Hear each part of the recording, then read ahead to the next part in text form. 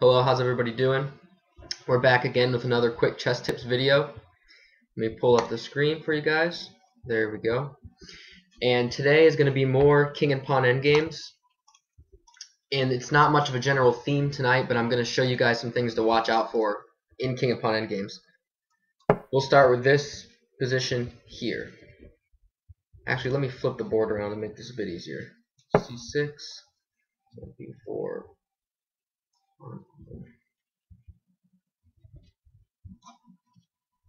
B5,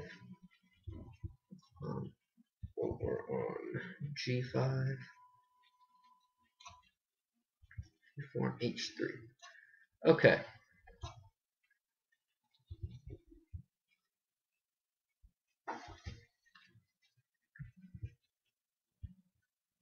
Actually, we'll start from here. Okay, we'll start in this position here. And in this position, it's actually going to be white to move. Let me flip it for you. In this position here, it's going to be white to move. And we can see that black has a passed pawn, the B5 pawn. But what allows this position to be drawable is the fact that we can create our own passed pawn on the king side. As you can see over here, white has 2 pawns versus black's 1 pawn. And we call that a 2-to-1 pawn majority. And anytime you have a majority such as this, the goal then is to create a passed pawn. So that should make a draw happen, right? So first I'll show you the best way to play this and what should happen in this position. And then I'll show you what some people might want to play and why that's bad. What you should play here is H4 with white. And then he'll play probably something like King D5.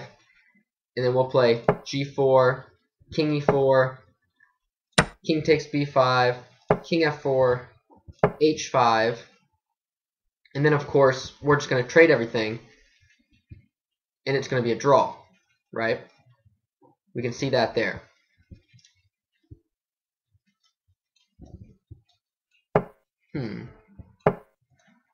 Okay, so we see we should play H4 there and create our passed pawn.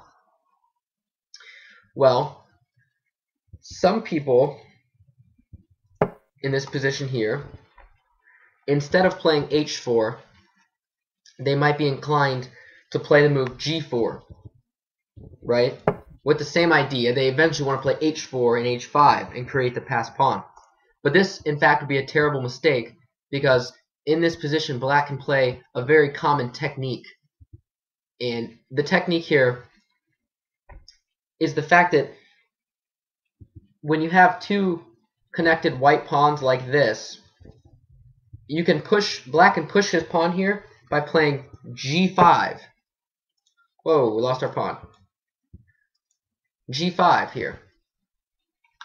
And as you can see now, after the push G5, black's 1 pawn has stopped both of white's pawns here, right? So you basically freeze the white pawns. With 1 pawn, you can freeze 2 pawns. And now, white no longer has the possibility of creating a passed pawn on the king side. So let's bring it back one more time here, just so everything's clear.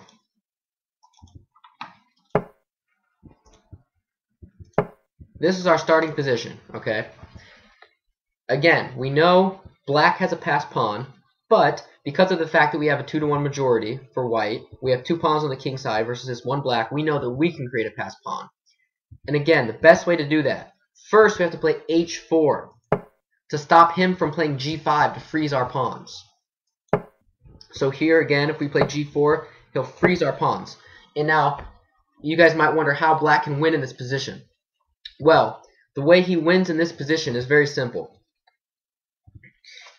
He uses the passed pawn that he has right now on B5. Now, white no longer has a passed pawn, it's only black. So he's going to use his passed B5 pawn and continue to push that pawn and distract white's king and then abandon it and go for the other pawns on the king side. And let me show you how this is going to work out. Let's say white plays King B3. Black will play King to D5, right? He just abandons the pawn. So now, when white goes for the pawn with King B4, King E4. King takes B5, and then he just plays king f4.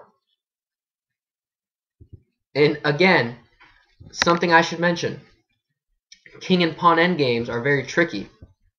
So in this position, the only move black can play is king f4.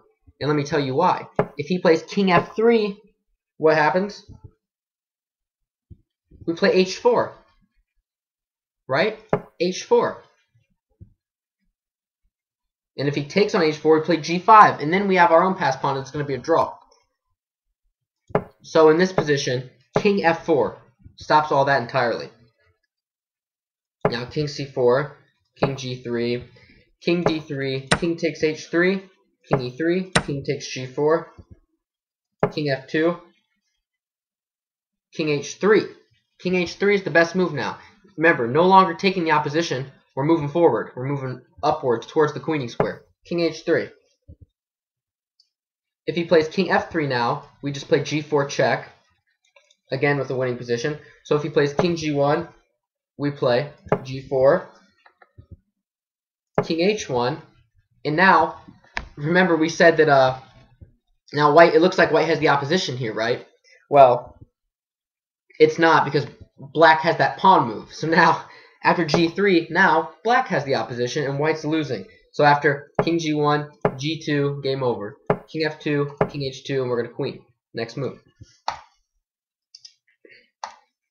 So that's, to wrap up this lesson, something you need to watch out for is you don't want to allow your opponent to freeze two of your pawns with one of his pawns. And again, I'll show you just what white should have done in this position. He should have played h4, and after king d5, g4, king e4, king takes pawn, king f4, h5. The game is drawn. Takes, king g5. And we have a drawn position, and this is what is supposed to happen in that position. And if we go back, though,